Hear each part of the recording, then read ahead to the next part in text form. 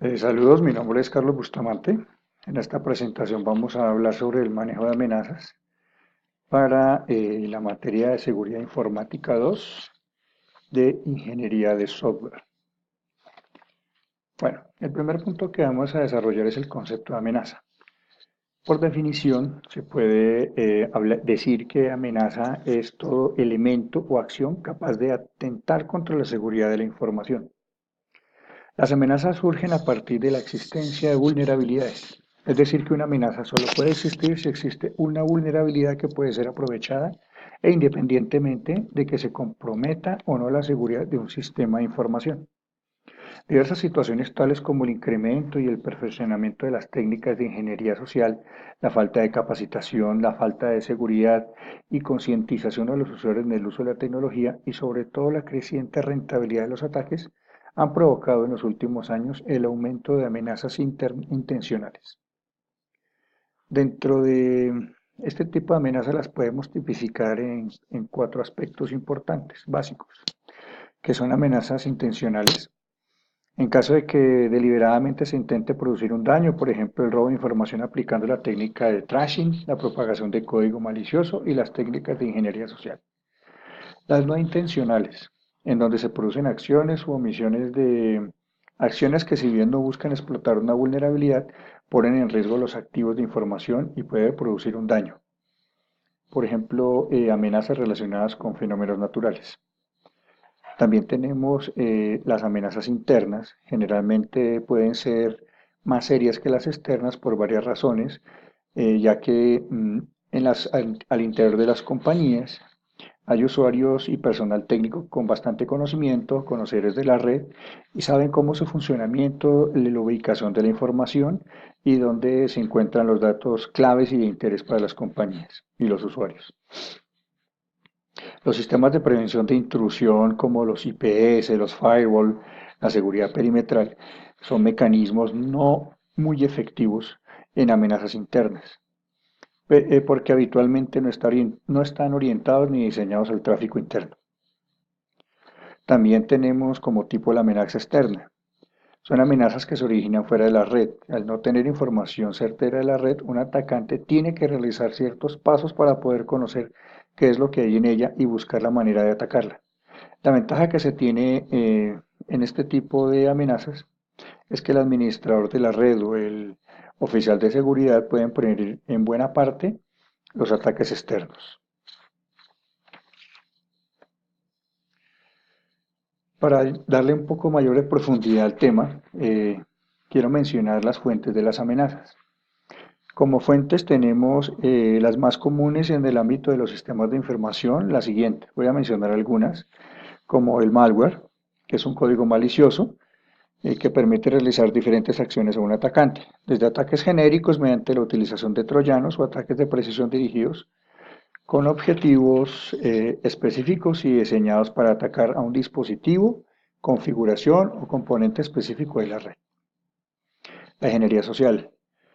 Esta es una técnica de persuasión muy efectiva, ya que se aprovechan de la buena voluntad y la falta de precaución de la víctima para obtener información sensible y confidencial. Básicamente es utilizar técnicas para eh, eh, engañar al usuario para que entregue su información de manera voluntaria. Entonces es una técnica demasiado peligrosa. APT o Advanced Persistent Threats son ataques coordinados dirigidos contra empresas o organizaciones que tratan de robar y filtrar información sin ser identificados.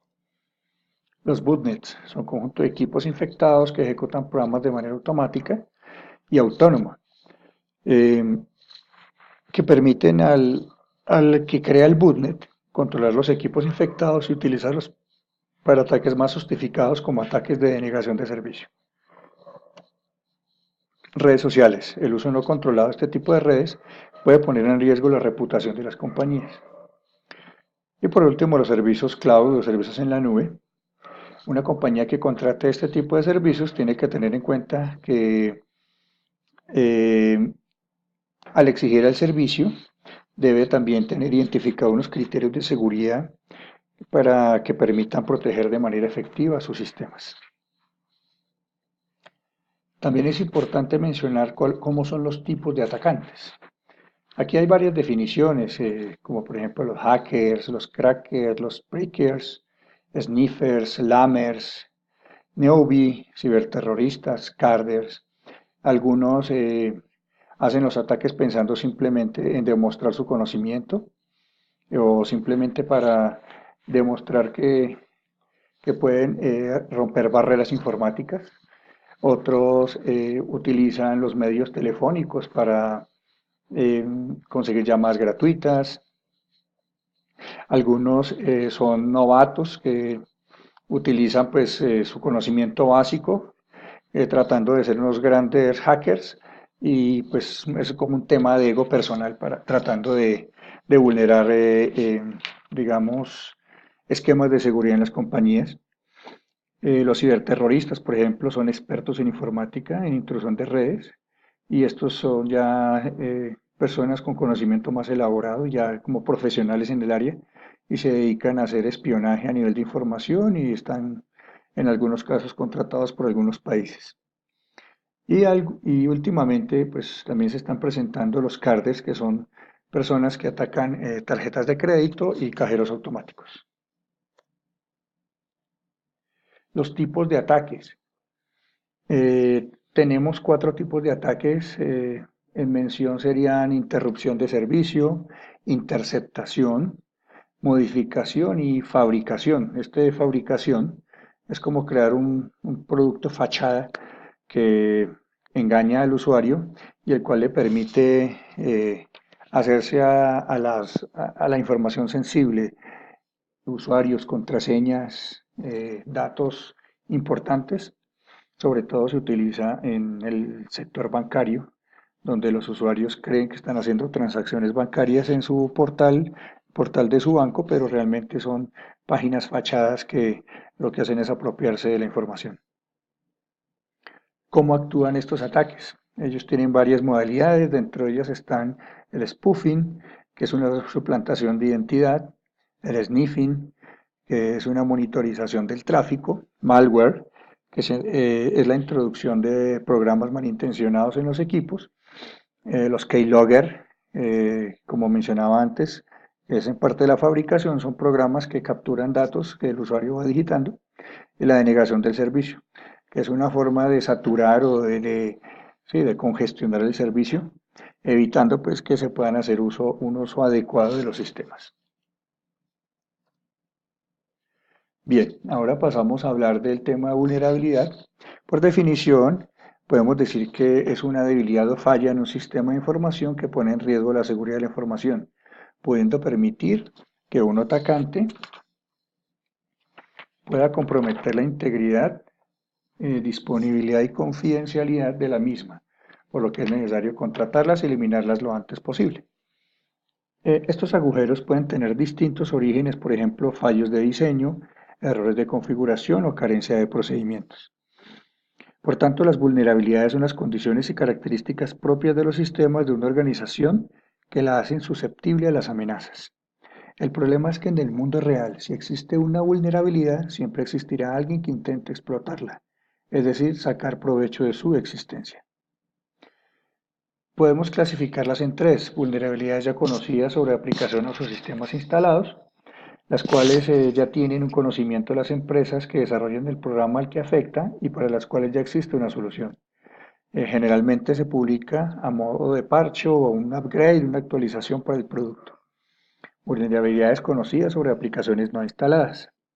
Estas vulnerabilidades también son conocidas como por las empresas desarrolladoras de la aplicación, pero no tenemos si no tenemos dicha aplicación instalada, pues no nos generaría ningún impacto. También estarían las vulnerabilidades aún no conocidas, que han sido detectadas por las empresas que desarrollan las aplicaciones, pero que si otra persona ajena a dicha empresa detectara alguna vez la vulnerabilidad, podría utilizarla contra todos los equipos que tienen instalados el programa. Em, También es importante mencionar que las vulnerabilidades se clasifican según su gravedad, lo que nos da una idea del efecto que puede tener en los sistemas. En la siguiente tabla podemos ver dicha clasificación de gravedad de la vulnerabilidad. según su gravedad, están clasificadas en crítica, importante y moderada, y baja, ¿sí? La crítica puede ser la propagación de un gusano o cualquier otro troyano que realmente afecte la disponibilidad del servicio. Mm, La vulnerabilidad importante, todas van en función del impacto que tengan las aplicaciones.